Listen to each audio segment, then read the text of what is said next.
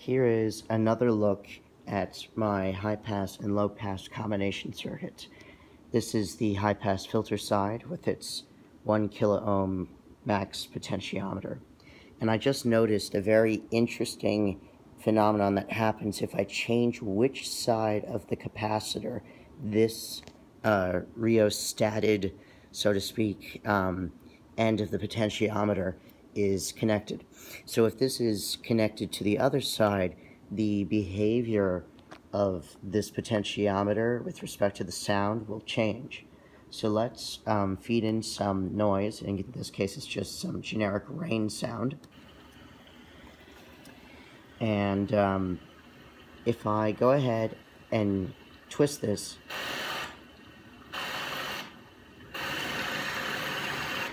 you will notice that for the majority of the turn, it's one volume, and only at the very edge is it quiet, but it's not fully attenuated.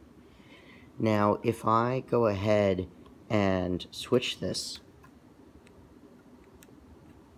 so that it plugs into the other side of this small capacitor, the effect will be radically different. So let me put the rain back. You'll notice that it starts off much, much quieter, and the sweep is a lot cleaner.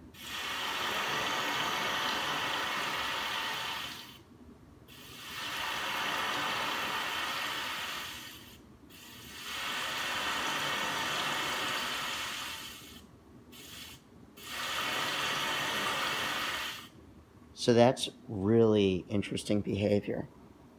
And so somehow the interaction of the energy flowing through this potentiometer, the capacitor, the impedance or the reactance, something changes when this leg of the capacitor is connected to the rheostat here versus this leg being connected here.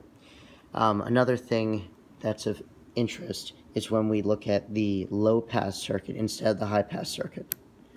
So right now we can see we're in the low-pass mode, and I'm going to adjust the behavior now. So again, as I pointed out in the previous video, as I turn this potentiometer, most of the arc, so to speak, is silent, and only at the very end do we get sound.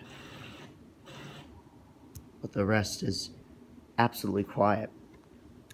The way to fix this is actually to go to the other potentiometer and slightly adjust it, or actually turn it all the way to the opposite side that it was originally.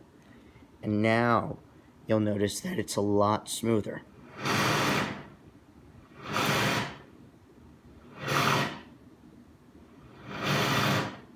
You will also notice that it's a lot louder. I can't tell how easily that's coming up being recorded by the camera, but it's very audible to me. Another thing that is of interest is the way in which this capacitor is connected. If I take out this connection to ground, the behavior of the sound changes a little bit.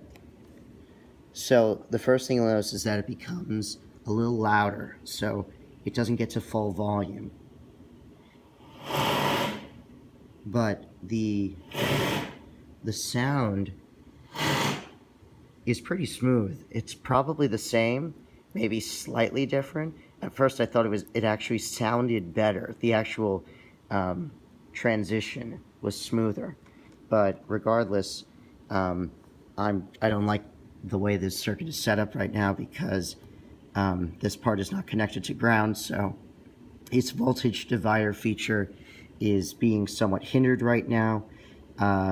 So to increase its efficacy again, and to remove the slight bit of rain noise that's still leaking through without this ground, let's reinstate the ground. And you'll notice very quickly, if you listen to the rain, if you hear it, see how quickly the rain goes away as soon as I plug this ground in. So those frequencies have somewhere to go. So those are two other interesting aspects to this circuit.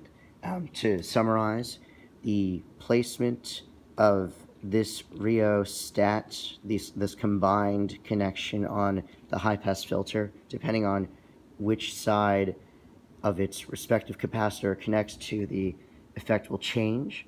So in this case, it makes sense, or it sounds better at least, if it is connected past the capacitor, not before it. In here, it sounds better if the ground connection made on the front side of the capacitor, not the last side. Otherwise, it doesn't sound good at all. This needs to be here in order to remove the very low level of noise. Otherwise, if we take it out, we get more noise, so more leaks through. So these are two different things. Hope you found this interesting and learned something from it. I certainly did myself.